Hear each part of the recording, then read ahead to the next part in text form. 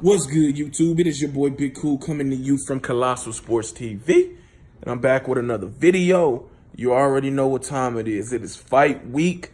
Deontay Wilder versus Tyson Fury going down this Saturday night live on Showtime pay-per-view from Los Angeles, California Staples Center. This is the breakdown and prediction video. A lot of people when this fight was first announced was down on it. They thought that this fight was happening way too soon. They would have preferred to see Tyson Fury get a few more fights under his belt to knock off the rust. He had been out of the ring for 2.5 years due to various personal issues that he has since overcome, which is a good thing. Salute him for that. Now that the fight is here, 5 days away, the talking is closing in to fight time. Let's look at these fighters. Each guy is big and tall, have long arms, do different things in that ring that has found them success thus far in their respective careers. Tyson Fury, let's start with the challenger. We all know he's 6'9". I don't know his reach off the top of my head, but his reach is longer than Wilder's. Put it that way.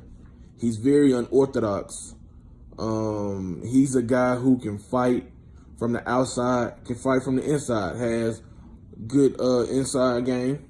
Likes to throw uppercuts, looping left hooks, right hooks when he has you in close quarters. For a guy to be 6'9" and that big, he's agile. Has some athleticism to him. He can move fluently in the ring. Very technical. He got a good jab. His jab isn't great, but it's a good jab. He's not an overly hard hitter. In 24-hour fights, I believe he had 18 knockouts. He's more of an accumulation puncher. But he's definitely the better fighter from a technique standpoint going into this matchup. Let's look at Deontay Wilder. Deontay Wilder is extremely unorthodox, more so unorthodox than Tyson Fury. He comes in from crazy angles. He has fast feet, very, very athletic, very explosive. And that right hand is the dagger. That right hand has concussive power in it.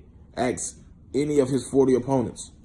He's knocked out every guy he's faced as a professional fighter. The one guy that did go to the distance, he avenged that by knocking him out in the first round last year. Stavern obliterated him in round 1. Wilder's 6'7", has a really good jab when he uses it, but he doesn't use it enough. He's been criticized, and rightfully so, for him being wild. Once he gets you hurt and senses that, he goes in for the kill, has that killer instinct, but he's like a madman in there. He's winging, and they call him windmill. He's swinging wildly, but a lot of those shots land and they finish you. For him to be successful in this fight, he's going to have to show some new layers, some new wrinkles that we haven't seen from him.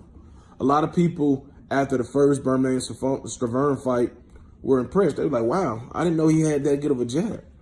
That jab was the key to him winning that fight and becoming the WBC heavyweight champion back in 2015. He fought at a good distance for him, good enough for him to get that right hand off, which we seen he hurt Stavern in that fight multiple times. Wasn't able to stop him. Credit to Stavern for having a quality chin. But the jab set up everything. Set up the right hand, set up the body shot, set up the left hook. And back in 2015, per se, I wouldn't call Wilder a two-handed fighter. And you'd be hard-pressed to call him that now, but he has made strides of improvement to, bring in the left hand into play as well. If you go back to his fight with Luis Ortiz, the left hook was the one that got the second knockdown, It started with a right hand, but the left hook came. He also showed the ability to throw a right uppercut. He did some body shots as well. which wasn't ill-advised. I don't think that was advised, but that's something you don't want to see him do, especially against a shorter heavyweight in Ortiz. But luckily, he's going to be fighting a guy who has a 2-inch height advantage. Wilder is going to have to be a two-handed fighter. His jab is going to have to be consistent. And I expect him to use it more, or at least attempt to utilize it and use it more, because that is his longest punch. You know, that is going to be the longest punch, because you stepping in on the jab. You know, you stepping on all your punches, but, you know, that jab is to be extended. So he's going to step, you know, he's going to step with his left foot forward, with his arms extended, trying to, you know, measure the distance and use that jab to predicate and set up the big shots, whether it's the right hand, the left hook, the right uppercut, the left hook, whatever it may be. The jab is going to have to be pumping, and he's going to have to throw it in different variations. He's going to have to throw it up top, throw it to the sternum, throw it to the stomach. He's going to have to distract Fury, and he's going to have to get his respect with other punches besides his right hand. You know, again, footwork edge goes to Fury just because he knows where to properly place his feet. Wilder has the foot quickness, so when you see him attack, he's going to probably kind of come attack from crazy angles, like he's doing football drills, you know, stutter step in and out, kind of like Sean Porter does, you know what I'm saying, and he jumps on you. But one thing Fury is absolutely great at doing is slipping and rolling shots. Now, he's going to get hit. There's no doubt in my mind about it. Fury will get hit. But if you go back to fights with Vladimir Klitschko and past opponents, he's able to take a lot of the force off of him, off those shots, by rolling it. So he gets hit, but by him rolling it, the power, the impact is you know, greatly lessened by his ability to roll those punches. He's also able to slip shots. He's also able to counter. Now, do I expect him to fight on the ropes in this fight? Absolutely not. Because if he does, he's going to get himself fucked up. Simple as that.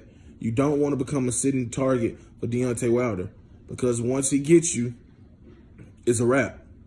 So I expect Fury to be on his toes, boxing from the outside, jabbing, pot-shotting, clinching, because we all know Wilder strong suit is not inside. Although, again, in the Ortiz fight, he did show that he could fight a little bit and he made improvements.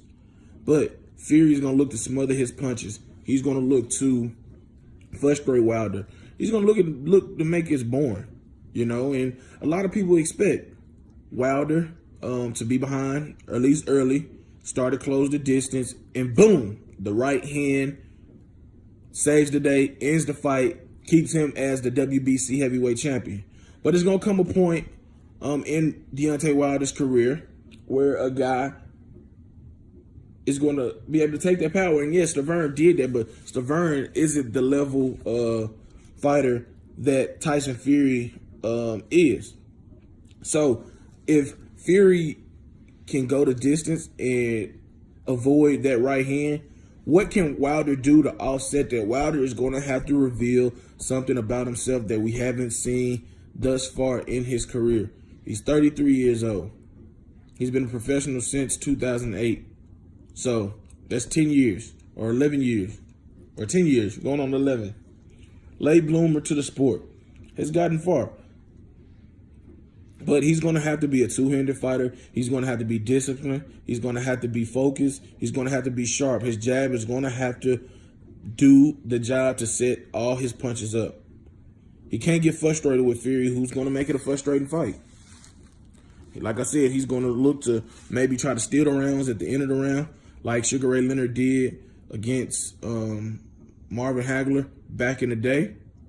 That worked out for Sugar Ray. Will it work out for Tyson Fury? Who knows, because he's on American soil. Tyson Fury is going to have to be smart. He's going to have to be just as smart as Wilder. He cannot get in a firefight with Deontay Wilder whatsoever.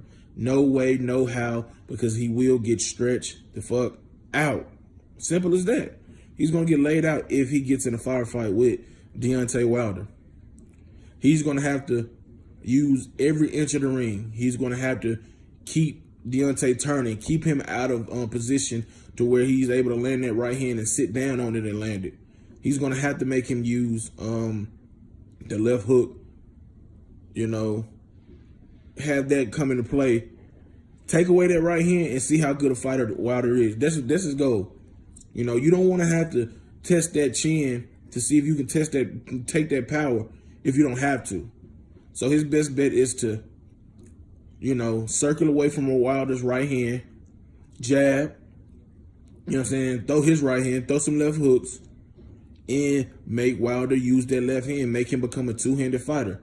And if Wilder cannot do that, it's going to be a long, long night. It's going to be a long night, especially if Fury takes away that right hand. And a lot of people are going to say, well, Steve Cunningham knocked down Tyson Fury, excuse me. And that's true. He did. And that is something you still have to think about. But I was talking to my boy 2K the other night about this fight. And he made a good point. Fury didn't take Cunningham serious. And that's not to discredit Cunningham, because he's a terrific fighter. Former cruiserweight champion of the world. He's been there with Marco Huck. Been there with Tomas Adamek. My man Amir Mansour. So he's a quality fighter, no doubt about it. And he was able to do it. He also a better boxer than Deontay Wilder. He has, precise accuracy. He know how to place his punches. He's better technically and fundamentally than Wilder.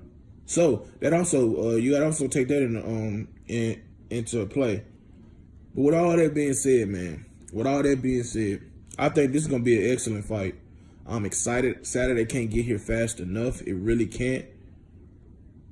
All the intangibles, all the attributes both guys possess, it's gonna make for a great fight. You have the better fighter, the better skilled fighter in Fury. You have the more athletic and faster, stronger puncher in Wilder. Both guys are confident.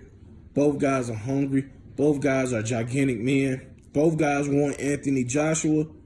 Both guys want to be the face of the heavyweight division. Tyson Fury was once that guy. Although it was briefly, he still defeated the guy who was the guy, which was Vladimir Klitschko, ending his 11-year reign as heavyweight champion of the world.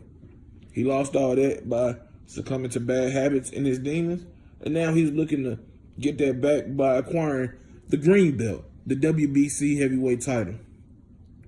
Wilder is looking to be the face of the heavyweight division, undisputed, an all-time great.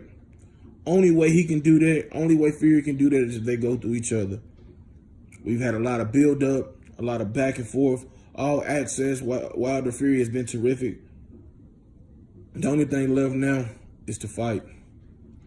With all that being said, man, I'm going to take Deontay Wilder, because this is a tough fight, man. This is a tough fight to pick. But Deontay Wilder has the great equalizer. It hasn't failed him thus far. Maybe this is the fight that it'll fail him. We shall see. But until we actually see that, I'm taking a bronze bomber, man. I say he's gonna get Wilder. He gonna get Fury out of there in 9 rounds. I think Fury's gonna be up. I think Wilder's gonna close the gap. Fury gonna make a mistake, get caught, or he's just gonna get clipped. And that's how great the power of Wilder is, and he's gonna go down. He might get up, but we know the killer instinct that Deontay Wilder possesses is not gonna allow Fury to make it out once he's in trouble.